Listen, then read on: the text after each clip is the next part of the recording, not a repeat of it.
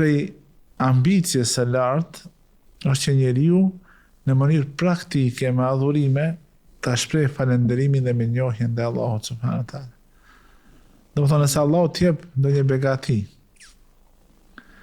edhe ti atë begati e keq përdor, ose e shpërdor, si thuhet, ose bën gjunahe me të.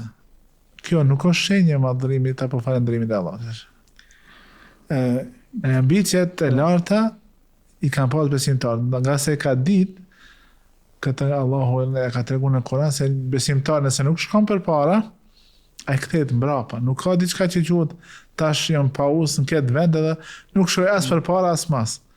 Sepse nëse nuk shkon përpara, nëse nuk angazhosh, nëse nuk bën sikur se thot Allahu wasari'u ila maghfirati min rabbikum, ngaroni edhe shpejtoni drejt falës së Allahut.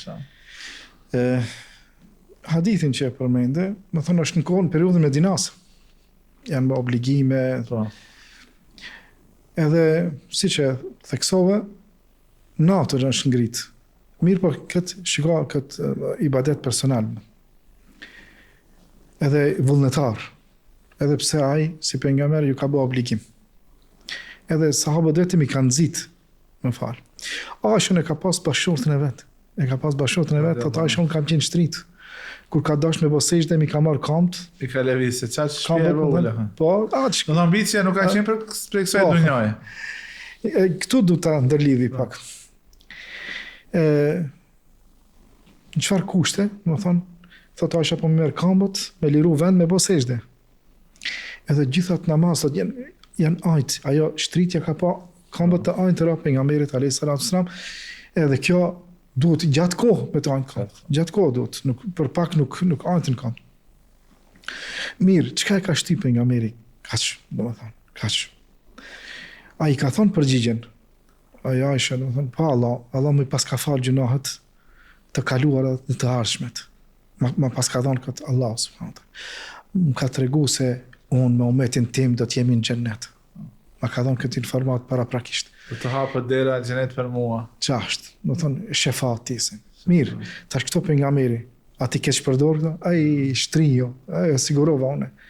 Se na të njëherë po kemi tash kur shpesh ndonjëherë kur flasim në për vende të ndryshme. Kur kemi ndonjë begati nuk ja dimi. Do thonë mirën edhe e keq përdorin ose apo nuk e kemi neglizhent. Keq përdorimi se ose neglizhenti, tash rasti ta krahasojmë me hadithin men kane akhiru kelami la ilaha illallah dakhala jannet. Tash ku puna bje me përdor kët me theksu kët, ai thon hoxha shumë kanë let. Jo me thon ta që janë gjallë ambicjet me punu ma tepër. Ti merre shembullin te pejgamberi, kur i ka marrë këto informata, natën pas ka fal derisa kanë anë kam. Pse sa tha pejgamberi, po u siguru xheneti unë shtrihem tash. Edhe jo kanë angazhu vullnetarisht, jo obligim, vullnetarisht qenë ka angazhu. Kështu ta kuptojmë na. Do thonë keq përdorimi i këtyre begative, kështu bëhet. Me keq kuptim, asi jo. Kur ti kesh këto gjanat, këto të ngjallën ambicien që ti të veprosh më tepër. Nëse i thot një mësues nxënësit vet, mëso këto se do t'ja pesë. Pesë, ta dish. Atë çka duhet me bëtash? A duhet me mësua po? Jo, do ta marr pesën. Domethënë, jo. Pejgamberi alayhis salam kështu e ka kuptuar. Domethënë atë. Edhe kur ta shohim, domethënë, pa ambicie ti nuk mundesh të falesh me orë ose të bësh një vepër tjetër. Ajo me tjetër të hap një fuqi subjektive, një ngjallje, edhe ti me të vërtetë vepron me shumë përkushtim. Ka qenë kësaj këtë njohja e Allahut, thonë.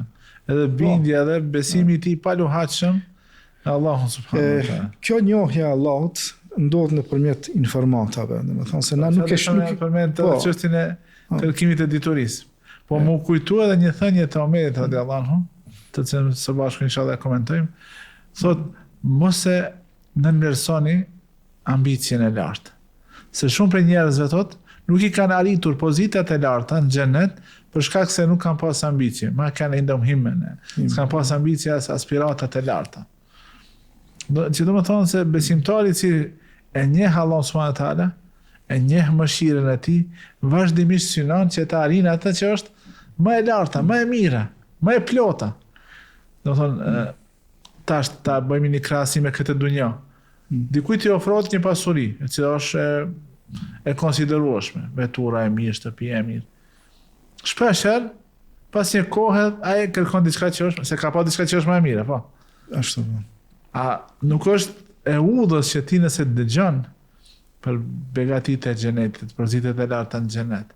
A nuk është e udhës që ti të angazhosh e të arish ata që është më e lartë? Jo Ti e din hadithin kur ta kërkojeni Firdausin. Po, do të thënë jo rastësisht Allah subhanahu wa taala e ka mbush apo e ka stërmbush Kur'anin me informata për xhenetin. Po.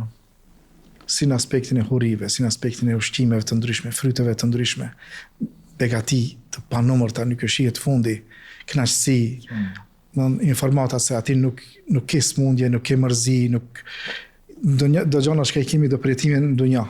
As nuk flenë, s'ma sot. Edhe gjumë, nuk ka se gjumi tash e haron vetën, po. Edhe si lloj vdekje, po. E ka zhduk Allah dhe gjumi, s'ke nevojë për me fletë. Çdo lloj mangësie në kënaqësi, Allah e ka eliminuar prej xhenetit. E tash njeriu sa më shumë merr kësi informata, ato më shumë stimulojnë. Ato më shumë stimulohet për të vepruar për atë xhenet. Tash çka ndodh me njerëzit? Po këtu me pas aspirata edhe se rruga më e mirë për ta njohur Allahun është inna ma yakhsha Allah min ibadihi el ulama, ata që janë faktori dituri. Po, faktori dituri. Edhe për një fillim edhe Allah subhanahu wa taala edhe për këtë la ilaha illallah si thot fa'lam annahu la ilaha. Do të më thonë faktori dituri është i rëndësishëm. Nuk mundemi në pa dituri kur gjë. Për këtë çka edhe ajetet e para ishin ikra bismi rabbika alladhi khalaq. Kemë marrë dituri, kemë mësu, kemë studiu në emër të Zotit tonë i cili ka krijuar gjithçka.